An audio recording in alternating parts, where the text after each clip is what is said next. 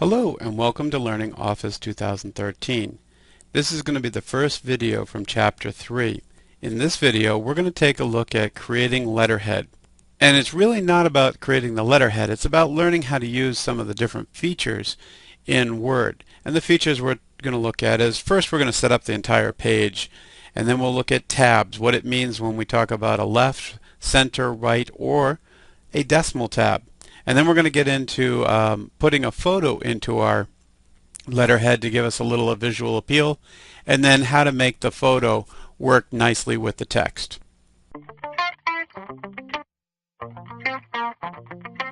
In this chapter we're going to be playing with documents like a cover letter and a resume. And it's good to learn about these two types of documents, but we're also going to be learning certain concepts about Word. So we're going to start first with a cover letter, which also represents pretty much any business letter that you're going to write in the business world. And we're going to learn some different concepts with this business letter. So I've just opened up Word and I come here to blank document, and we're going to start from a fresh brand new blank document. And what I'm going to do is just bring this up a little bit bigger here so we can see it better. And one of the first things I'm going to be doing is I'm going to change the parameters on my document. So when I create my letterhead here, it's going to look good, and I'm not going to have to worry about changing some other things. So one of the first things I'm going to do is make sure that my letter is going to be single spaced. So to do that I switch this to single space. Now at this particular juncture, we all have been through this. We know that this isn't single space, because the next thing I have to do is come back and remove the space after paragraph.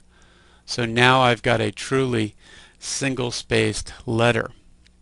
Now I know there's going to be other ways to do this, and you might look at this and say, wow, he's doing it the hard way. I'm doing it the way to show you a key thing. And the key thing I want to show you is about tabs.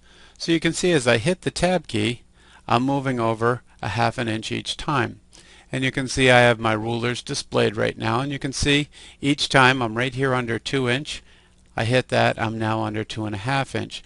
So every ½ inch is the default for tabs when we first set it up. What I'm going to show you how to do is we're going to change that so the default will be right here at 6½ the first time I hit the tab key. And to do that, there's a couple different ways to get in. I find this is the easiest way, is to just put my pointer on the bottom of the ruler and double click. It's now saying, do you want to create a tab stop at where I just clicked, which was 3.3 inches. And I'm going to say no. I'm going to clear that. As a matter of fact, I'm going to clear every tab stop that we have. So you can see I hit clear all. And now let's take a look at some different types of tabs here. I'm going to put a tab here at the 2 inch mark. So I can put one at the 2 inch mark. And it says what kind of tab do I want. And I'm going to make this a left tab. And I'm just going to hit set at this point. So you can now see down here I have a left tab. I'm going to create another tab at the 3 inch mark. So this tab will be at the 3 inch mark, so we can see what a center tab looks like. And I hit set. So now you can see I have a 1 and a 1 at 2, a 1 at 3. And I'm going to put one more out there at 4 inches to show you what a right tab looks like. Okay? And then the last one I'm going to put in here is going to be at 5 inches. I'm going to put a 5 inch tab out there, and I want you to see what a decimal tab looks like. So we'll hit set there. And I hit OK. So the first thing you see up on the line is I've got on my ruler, I've got one that looks like an L, which stands for the left. This right here is a T, which stands for a center. And then a right tab looks like a reverse L. And then our decimal tab looks like a T2. So watch when I hit tab. I immediately jump under here, and if I type my name, you can see that the letters start working their way to the left, almost like it's following the bottom of the L. When I hit the tab here, you can see as I type my name, what it's doing is it's centering everything under here. So it kicks one letter one way, one letter the other way, one letter one way, one letter the other. So if I keep typing under the center tab, it will keep it perfectly centered under here. As I move to the next tab here, and you see me start typing, you can see that this being a right tab with the reverse L, it kicks the letters this way, so it's going to move everything to the right as I go. Now this last one's a really neat one. You can see as I start typing numbers, they're all working their way to the right, but as soon as I hit my decimal, you can see the letters go the other way. And so I'm going to tab back to this one. Whoops, tab one too many, sorry about that. When I tab back to this one here, you can see that as I type, it will always keep my decimal perfectly aligned under there. Perfectly aligned under there. So this is more information than I wanted right here, so I'm going to delete that out. And I'm going to come back here. I'm going to make sure that I reset my settings here, so I have my line set. And I am going to now fix my tabs by clearing them all. And I'm going to take my tab and I'm going to set it at 6.5. And this is going to be a right tab because the tab will come to here and I want the letters to kick that way. So I hit set. And so now as I start this, you can see I hit tab, it jumps me right to the other side, and I am going to create some letterhead for myself. So I put in my full name and, whoa, didn't mean to hit that, I meant to hit enter. I hit tab again and I can put in my address.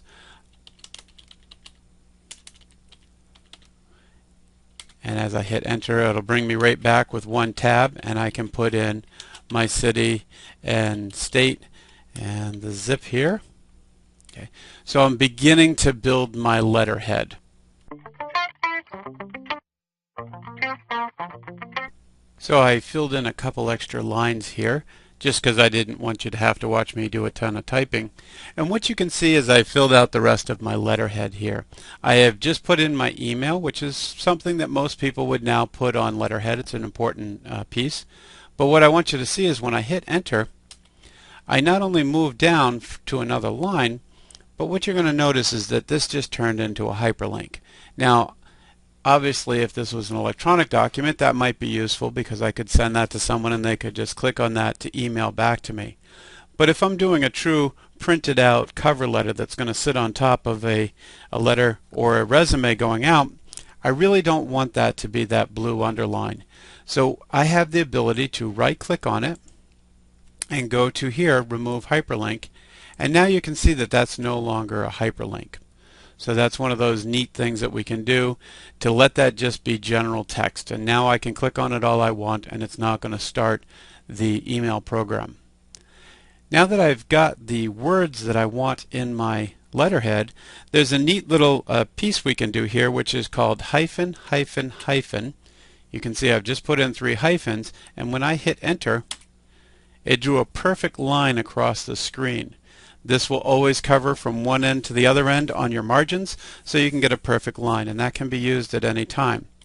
So now I've got some separation here, and I've got the basics to some letterhead. Of course, I might decide to make a quick change on here because I want my name to be a little bit bigger in that letterhead, but other than that, I've got letterhead that's looking good. And one of the things that you can look here is follow this line directly across, and you can see I'm at about the 1-inch marker. Okay, so I know that I've got 1 inch of letterhead here. And the reason I say that is because this will be important for the next step I'm going to do here, which is I'm going to insert a photograph into my letterhead to make this stand out a little bit more. So to do that, I kind of place my pointer up here on this end. I could also have my pointer here. It does not matter at this point because either way it's going to show you. As a matter of fact, I'll do it from here. I'll do insert.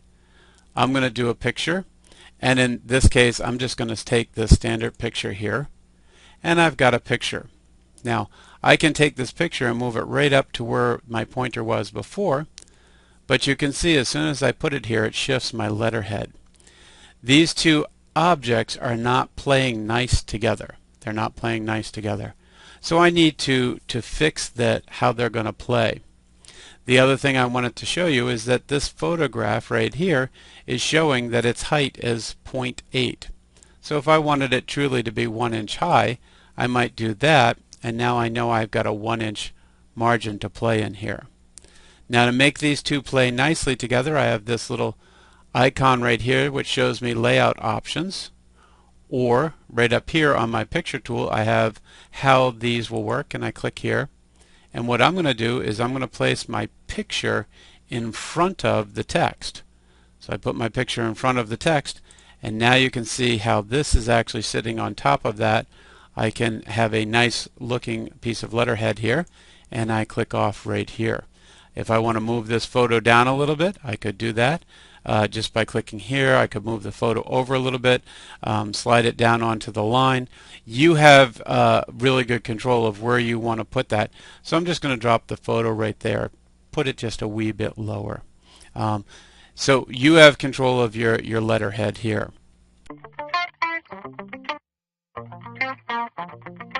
So in this video we created the beginning of our letterhead, and really what we were looking at is the tabs, and we saw the power of a left, a center, and a right tab, and hopefully you guys saw the true power of a decimal tab, where we can keep those decimals lined up under one point and not have to keep trying to add spaces or remove spaces to get everything to line up and look nice. We redid inserting a photo. We had done that in the first chapter, and saw again how to make that text work nicely.